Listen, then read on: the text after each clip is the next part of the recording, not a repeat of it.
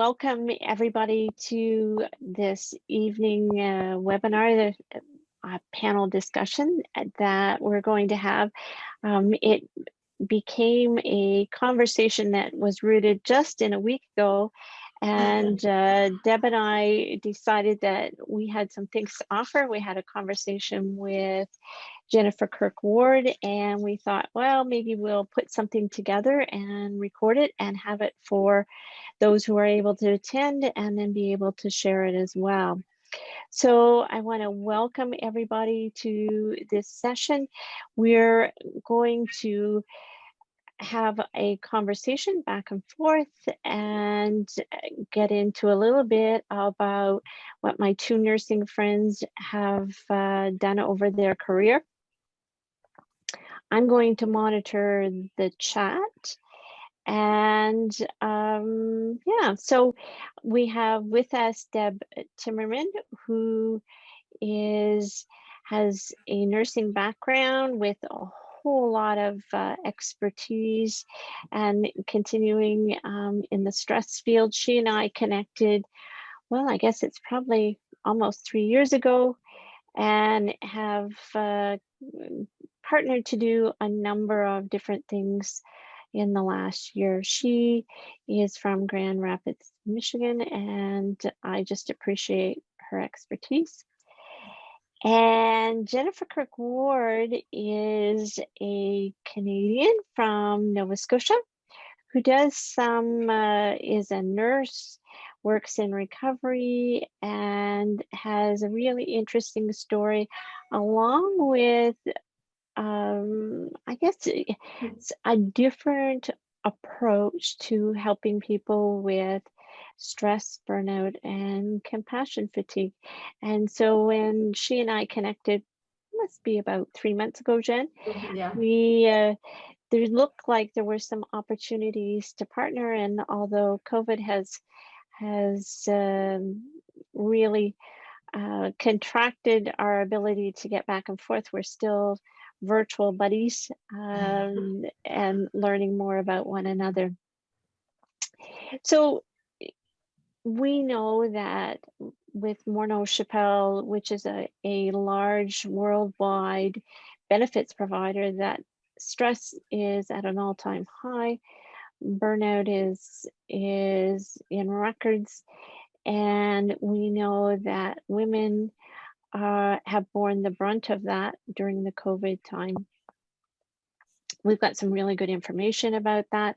We know that moms with kids are challenged during this time for all of the reasons.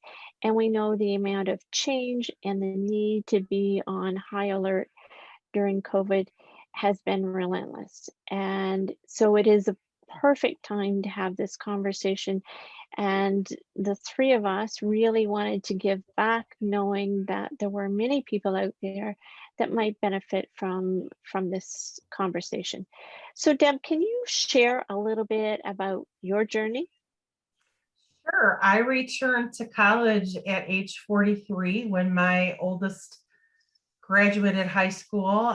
We went to college together. So nursing's a second career for me. And I have been a nurse for, gosh, about 18, 19 years now.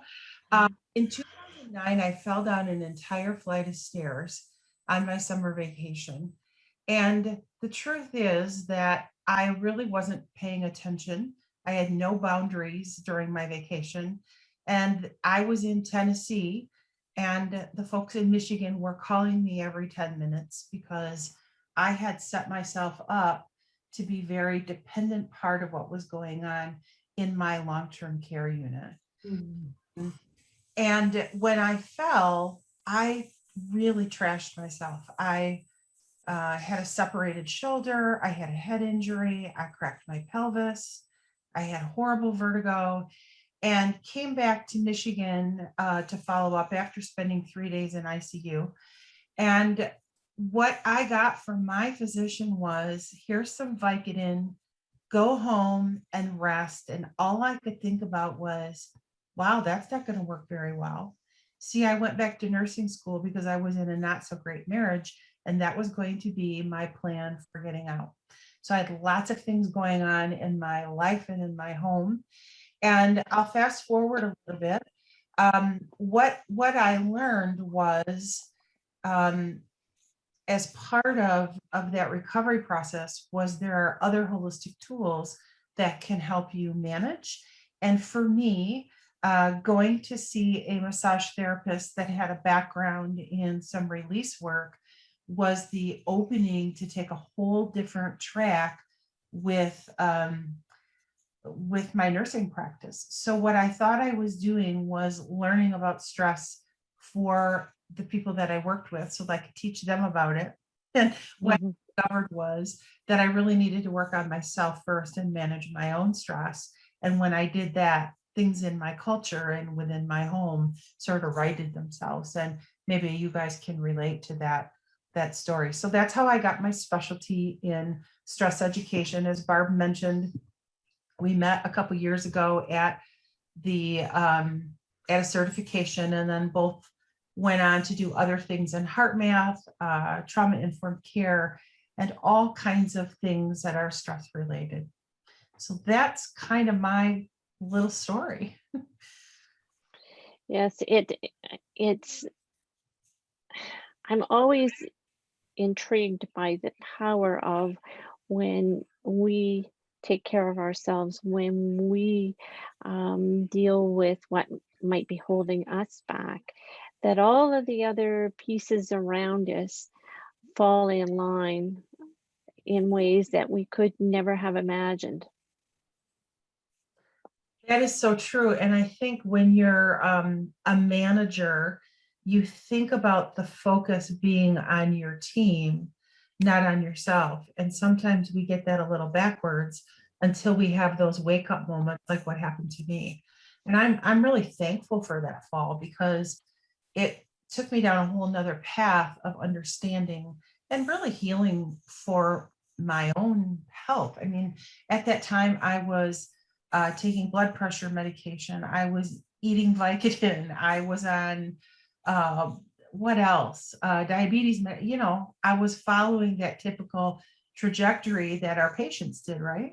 I mean, that was kind of how I was managing, because all those stress related illnesses were really showing up and manifesting in my life. So Jennifer, can you share how you arrived here today? Oh, that's a great question. I've been nursing for about 17 years, and the majority of my career has been in critical care. In 2012, I took a weekend workshop on introduction to equine facilitated wellness, and I really enjoyed it. I learned a lot about myself, and I learned a lot about the horses. And I was trying to figure out how I could incorporate horses and nursing together. And there was a Canadian Nurse magazine that arrived in my mailbox, and I remember very clearly pulling it out to read it at work, and it was like a ding, ding, ding, aha moment. I can combine nursing and horses, and it's been a really great journey. I started my certification with Pro EFW here in Canada back then, and I started my first workshop in 2014. So I've been combining horses and nurses since 2014, and it's been really fun. And like Deb, I had some really bad habits. I used to drink a little bit too much. I used to eat a lot of Doritos for breakfast. I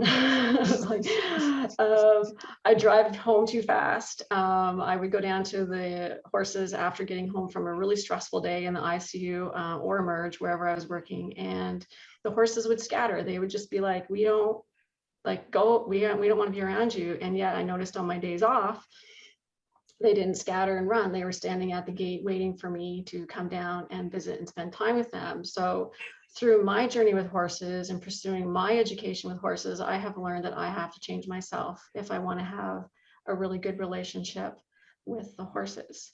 And it's amazing to see the transformation with some of the nurses that take my workshops. Like Deb was saying about poor boundaries, it's amazing. I've got a really great boundary exercise. And if you can tell a 1,000-pound horse to stand there and not cross the line, it's very empowering for you to take back to your workplace and be able to say, no, I don't want to work that extra shift. Or even say like, no to your mother-in-law, I don't want to come for dinner on Sunday. I want to spend the evening with myself. So it's been a great journey. I've met some amazing nurses. The oldest nurse that took my workshop was 68, and she had never been around a horse before. And she was amazing and so brave. And then the youngest one was a brand new grad. So it's an amazing journey. And yeah, you have to go do a lot of work on yourself to get to a place like this. You do, you really do. So how does your work with horses support nurses, perhaps as it relates to compassion fatigue? So nobody really knows what compassion fatigue is, and people don't know what's wrong with them, like nurses and professional caregivers, and even other caregivers like veterinarians or veterinarian assistants don't really know what's wrong with them, but they know something's wrong, and their work life is overlapping into their personal life, and you take it home, and it affects your relationships and your health habits and your decision making. Yeah, it's one of those things that we see so many people. It's essentially running out of steam, running out Exactly. of that ability to be open and caring and loving. We just, we're just going through the motions. Yeah, we are. And I'm launching a couple different programs right now. It's a work in progress. So I'm going to have hopefully some workshops here in Nova Scotia in the fall, I'm hoping, pending. Pending. Pending how the world unfolds. Depending how the world unfolds, yeah. So Deb, when it comes to burnout, how have you seen the work you do supporting burnout? Well, I think I never recognized that I was burned out. I always thought there was something wrong with the organization. So I would give it my all, dive in there first, take on all kinds of things, be that hero nurse with the cape and save the day. And exactly what Jen said, my home life suffered, lots of things suffered. Friendships got dropped because I was really focused on being at work. And what I thought was there was something wrong with the organization and there was nothing wrong with me. And that's burnout. So I would repeat that cycle again and again. I worked my entire career before becoming a stress consultant in long-term care and hospice. And I would just go from one job to another or one unit to another. And I didn't recognize that burnout was an issue. And I was literally fried. And one day I happened to see this graphic, which I think you're going to share. And it was like this big aha moment for me that went, holy smokes, girl. It's not them, it's you. And you do this cycle where you are excited to be in a position. And then after a period of time, the same stuff happens because you don't change. You're doing the same thing. So I repeated that pattern again and again and again and again. Yes, I see so many people who think that all they need to do is change their location and that will resolve it. And we know that the underlying cause is how well they're taking care of themselves. And so stress is uneven and it can be relenting, as we have experienced over the last year. And so our opportunity is to understand a little bit better about how stress and resilience and performance all fit together. So I'm going to just share my screen. Let's see if we can find this one. And so this is a diagram about stress, resilience, and performance. And as you can see along the left-hand side, we have performance, response to sustained challenge. So we think about that could be, how much energy we need to go to work during the day. It could be, in this case, it's a graph that shows it over, in fact, 60 days. So if we layer on the pandemic, were much, much longer than the 60 days. So this red line shows our performance level. And so no other interventions. What we see is our performance goes up and then slopes downward. So let's talk a little bit more about that. So the first thing that happens when we feel stress, and we need stress to get out of bed in the morning, is we may actually embrace that challenge. And in fact, our performance improves. And for many of us, we know that faced with a challenge, we just double down and get it done. And we can manage that for a period of time without any difficulty if we've got some reserves on top. Then what happens is we actually reach a period of maximum efficiency. In other words, we're in the flow, it's going quite well. We can handle that, and we're kind of at a steady pace. So that usually is reflective, that maximum efficiency is a longer period of time. Then what happens is, and we've all been there, we've got to a place where perhaps we've reacted badly. Someone has asked us a question and our response isn't at all proportional to what they were asking. And that is really being hyper reactive. There's no proportion between what's going on and our emotional response. And that's coming as the longer we feel that stress, we see that downward slope. Then we reach emotional exhaustion stage. And, I would suggest that we see nurses who, have been giving it all, their performance has gone up, and maybe it hasn't declined to the point that this has, but I would expect that many of them are in that emotional exhaustion stage. And the reason, I guess, the example that we can use to help fix that so that we don't find ourselves in that breakdown space is actually this blue line, which is one where we're conscious about building resilience.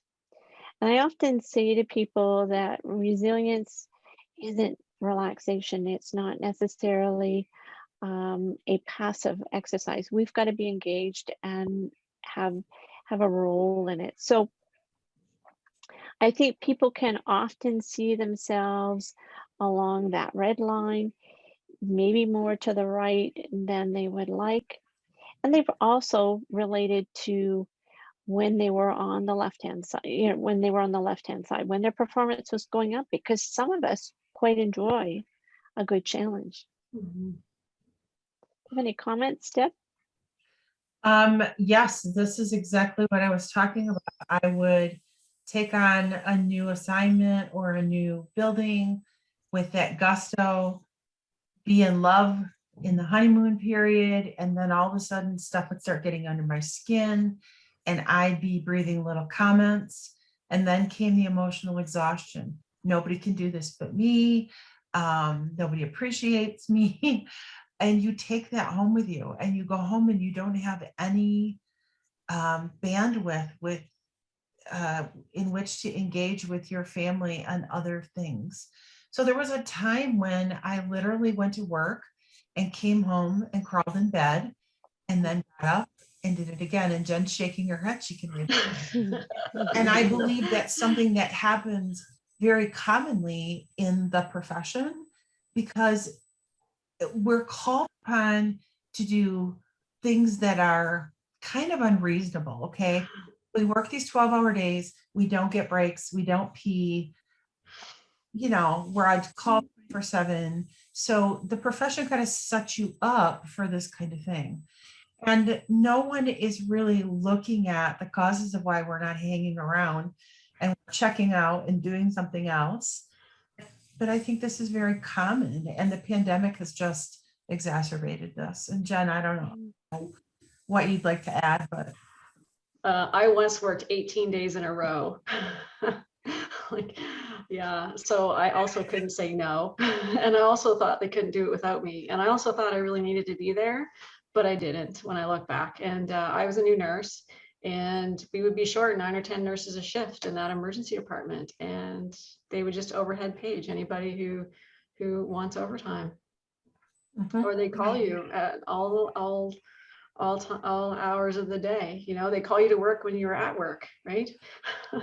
Yeah, and then they offer you and entice you with these great bonuses that you think are great. Yeah, for sure. Overtime looks good till you go it home and does. crawl in bed. Like, yeah. So yeah, it's exactly right. You've hit the nail right on the head. Yeah. Yeah. And I So feel for Jen, the nurses that are working today in the ICUs and the emerge, and also the nurses that are working long-term care, because I am pretty darn sure they haven't added any extra bodies to do the work, but they've added on more paperwork. Right? Like, yeah. So the nurses that work long-term care really are my heroes, because they do everything with nothing. They don't have doctors. Most of the time they don't have supplies. Yeah, it's a hard place to work. And I've had nurses that take my workshop that thought they were diagnosed with anxiety and depression, but they really had PTSD. So they are misdiagnosed. Yeah. so Jen, how did you shift and stop leaving all that you had at work and being able to bring a different Jen home to the horses? I did a lot of work with counseling and managing my stress and dealing with my inability to say no to the extra demands of my job. And the horses teach you so much if you're open to them. You have to be very coherent with them and present. And it's a relationship that's really built on trust, right?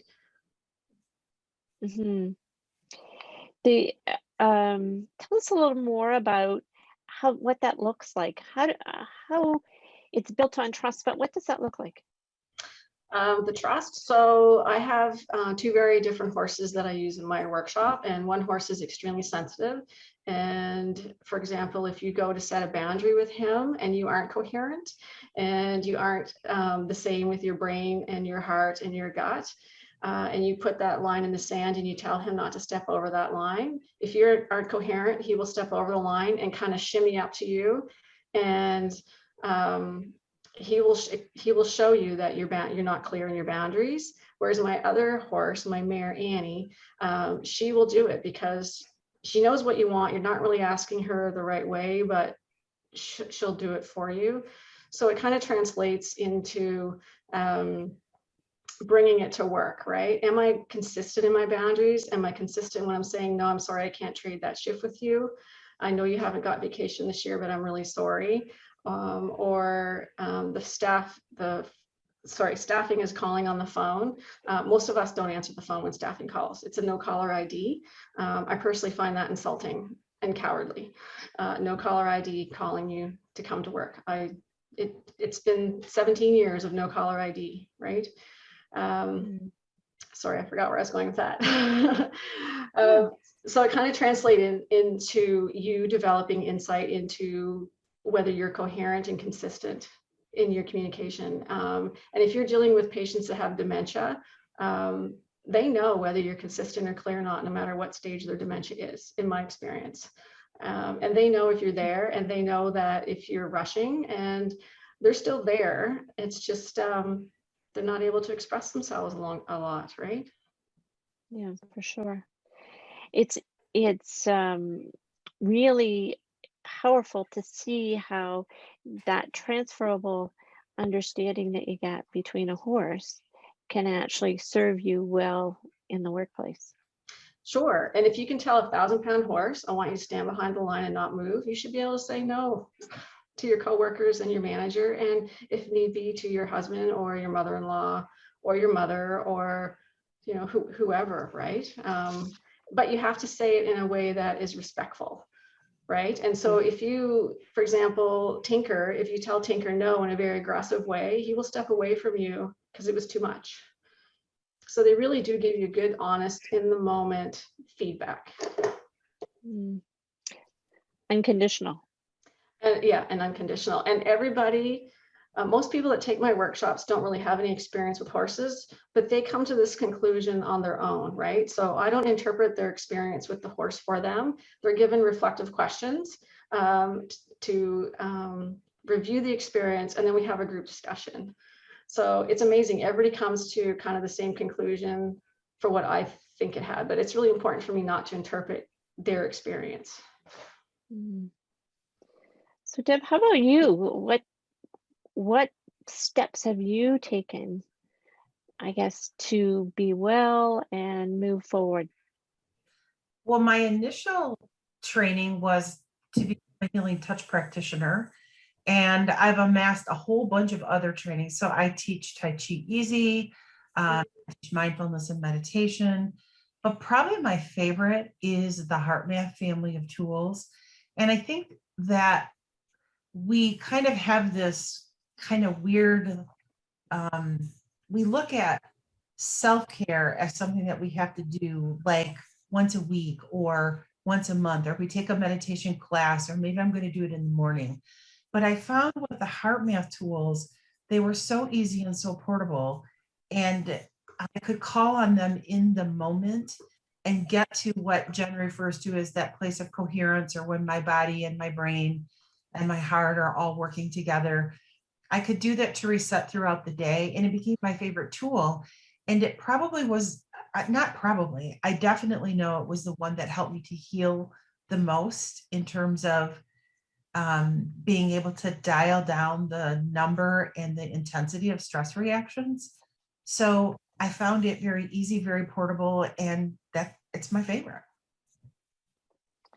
Yes, I share that as well. That's part of our common space, and I think whatever people use for tools, what's really important is that you can do them real time, in the moment. You actually have something to rely on, and I often say that, whatever tool you use needs to be as predictable as putting your socks on.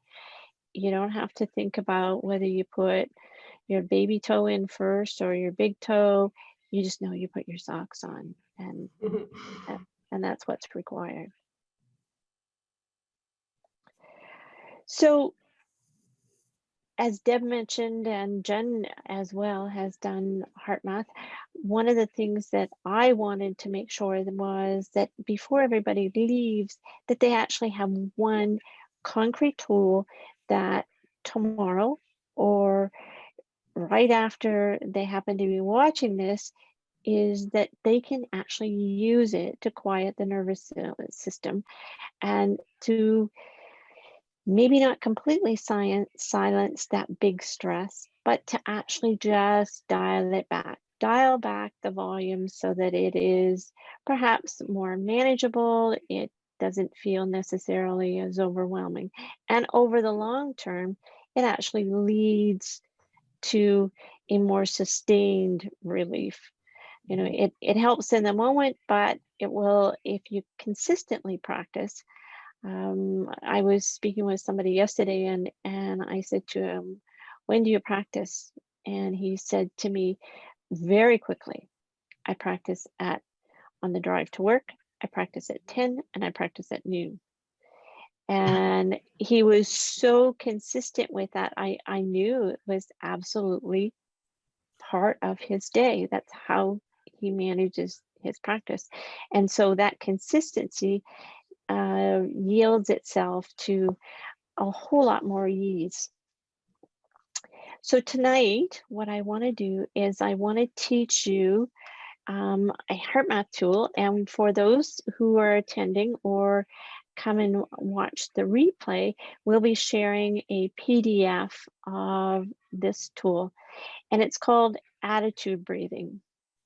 And it says attitudes are just like emotions. They can either be depleting or renewing. So when we think about having a great day, everything falling into place, we know that that's more likely to leave us feeling renewing.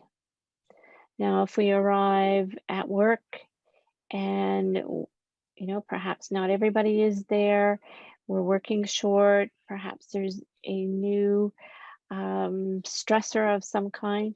We're likely to leave depleted. So what we want to do is we want to shift that attitude, that perspective in the moment with a breath. So the most important thing, and I say this to everyone who learns HeartMath, the most important thing is just to recognize, create that awareness of what you're actually feeling, because we label it with the term, I'm stressed, or perhaps I'm anxious. And it often has roots in something maybe a little deeper. Do you have anything to add, Deb?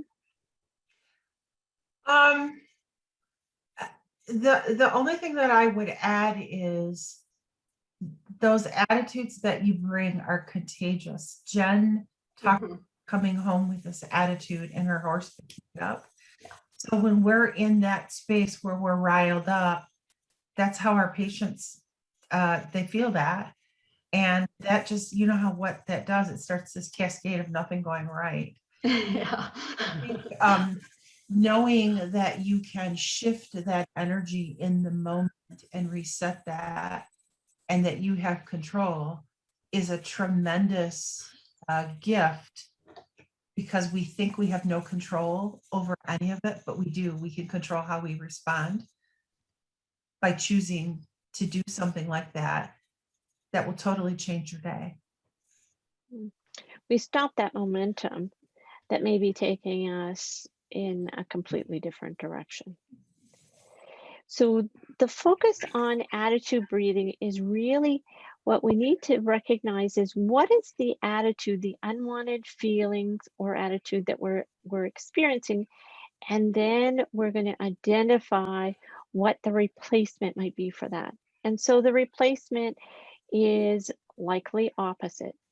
So if we're feeling stressed, then we would feel differently if we were feeling ease.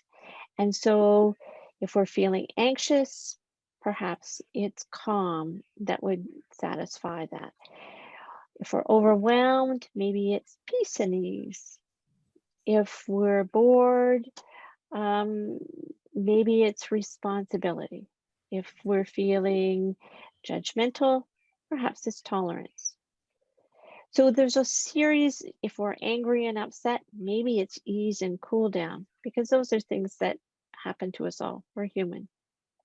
So what we're looking for is acknowledge what the emotion or the feeling is, and then identify what the opposite.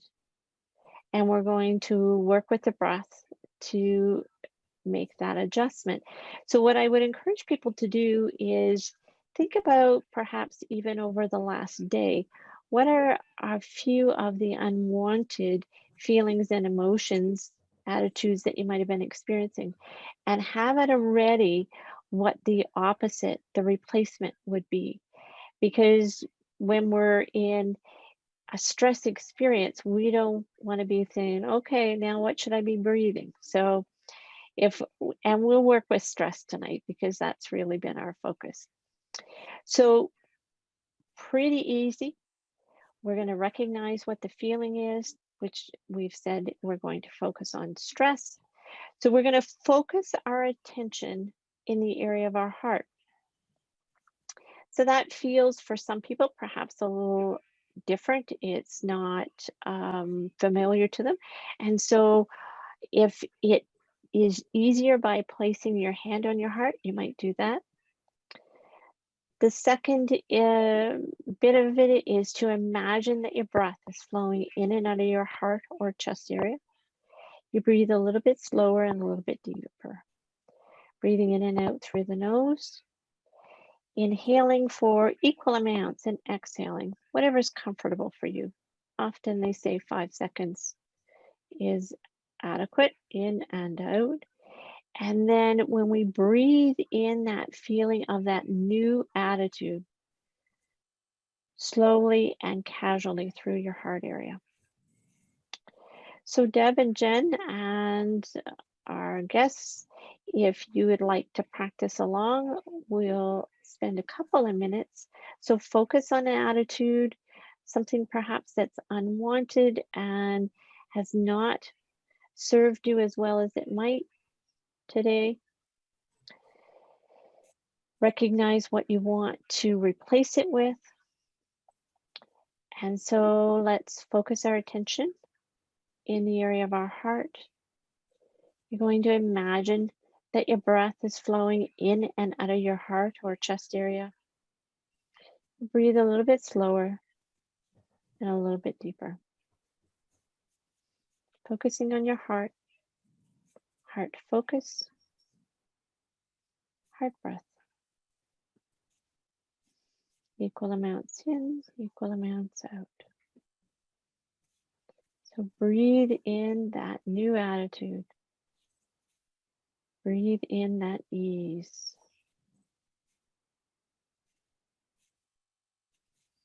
Heart focus, heart breath, ease.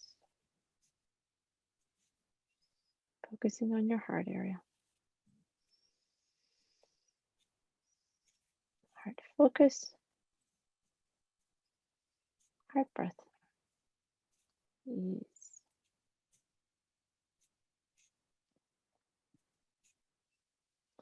Okay. So that is a very simple technique that, if practiced, can certainly stop and lower some unwanted emotions.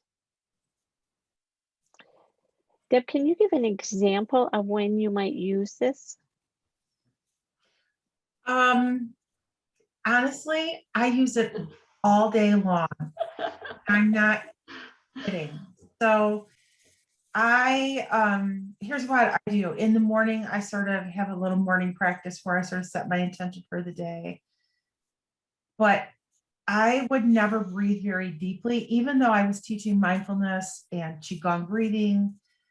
This is different. So you notice that the focus is really in and out of the heart space versus maybe diaphragmatic breathing. And when you practice it, your body really wants to be in that place of homeostasis. So as soon as you are aware and recognize that maybe you're getting a little ramped up, it's super easy to just go to that heart focused breathing and to get yourself back on track. There used to be days when I would be just absolutely exhausted. And what I noticed is if I managed my energy through the day, and instead of being in that depleting space, I took those quick breaths throughout the day, that my energy level stayed up. So I've been up since 5 something today, worked a full day. It's 8 o'clock. I'm still alert. I still have energy. So it's just like your body just it yearns to go there. And I don't know, do you find that too, Jen? Like throughout your day, you just sort of do it when you practice it? I find that the more you do it, the more you're physically aware of like, oh, something's happening and I'm anxious or I'm getting cranky or I'm about to say something that is inappropriate or be short with somebody.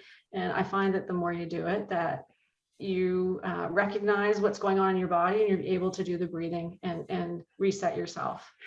Yes, definitely. Especially in the grocery line at the grocery stores. Yeah. So we always think that this takes a lot of time to get a benefit. Yeah. And so I originally started in this practice because my husband was having a heart arrhythmia. And he's anti-med. So we got the program for him. And I just happened to get one for myself thinking, oh, I'm going to do it. So day 3, he said to me, you didn't practice today, did you? And I said, why? He said, totally different and your mood is different. And so I hate traffic and I live out in the country and I had to drive into the city. Yeah. And what I noticed a couple of days after he said that was I wasn't cussing people out on the highway. I was starting to shift into that breath space. Yeah. So this doesn't have to be big and it doesn't have to take long. Your body craves this, and we all crave energy and we all crave to be in that place of calm. So it's so, it wants to go there. Sorry, that's like a long explanation. No, I Like, think yeah, I thought it was going to be like this really long, it'll take me forever. And it was like, there was such a dial back almost, within the first week. It was huge. yeah, it is huge and it is amazing and it's so simple and you can do it anywhere.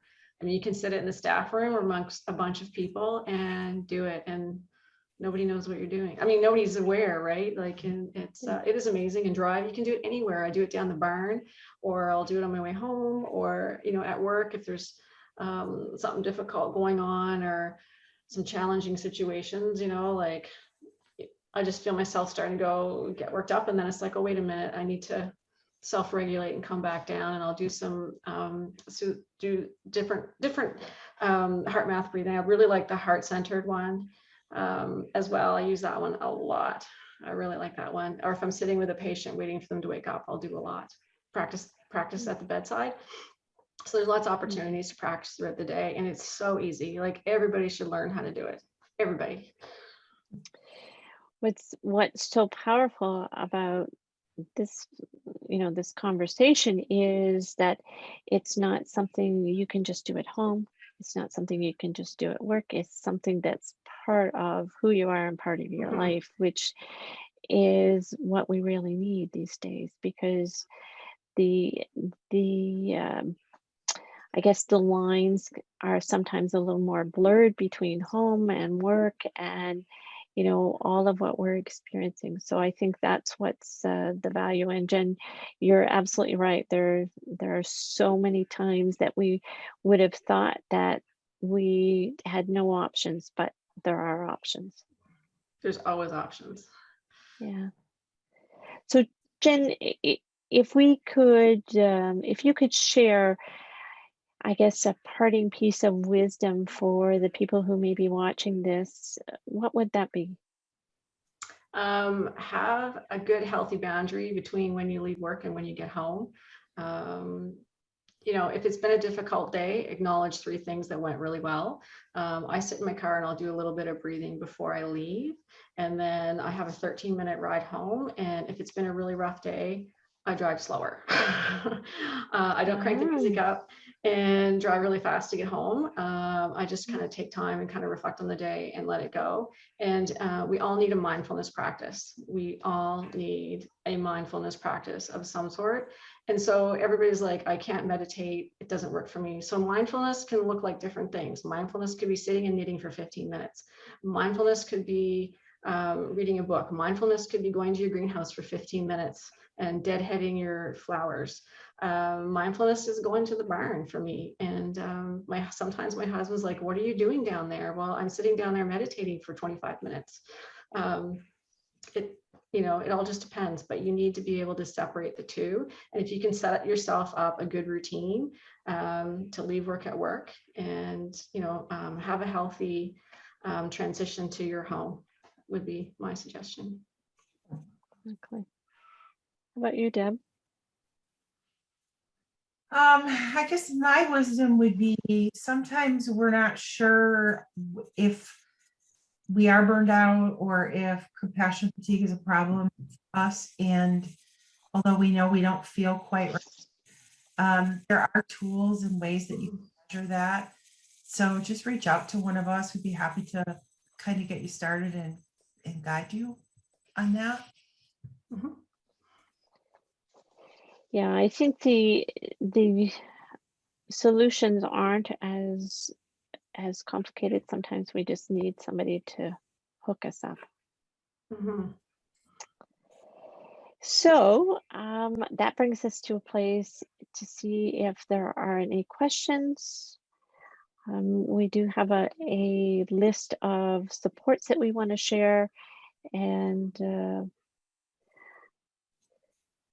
I see some chat here. It looks like she's good and she found the information helpful, and we'll be sharing this with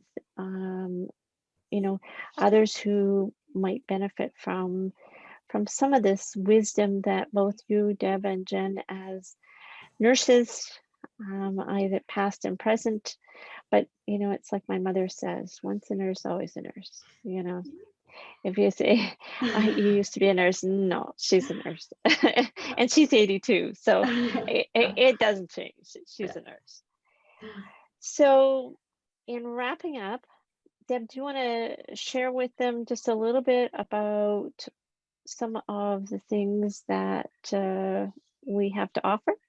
Sure. So we have a support community for women specifically. It's called, the website's called Less Stress in Life. And there's a Facebook group called Less Stress in Life in the group. And we have speakers like Jen. Barb and I record a podcast every week of folks who are in the stress education industry or bringing different modalities to help you figure out what you want to put in your toolbox. One size doesn't fit all. And our biggest hope is that you'll do something, just do one thing, something, get started. And on Fridays, we host a women's circle where there's a little theme of the week, like this week's theme is courage. And we give a chance for people to just come and sort of lay it what's on their heart, not a place to gripe, but a place to really be heard and receive support from other women. We do a short meditation, and then those women all send you love energy throughout the week and help support you. So it's a way to grow community. So you can find that at lessstressinlife.com. And the group is, again, facebook.com/groups, Less Stress in Life. So we hope that you will stop on by. I think that's a wrap, ladies. Thank you so much for spending time with me tonight. This is in celebration of our National Nurses Day, and we really wanted to get back, and I'm hopeful that those who take the time to view and perhaps practice the exercises will benefit. Thank you. Thank you guys so much for inviting me here. I really appreciate it. It's been great. Fantastic. Always good to chat with you, Jen. For more tips on living life with less stress and more heart, please follow us on social media or check out our website at lessstressinlife.com.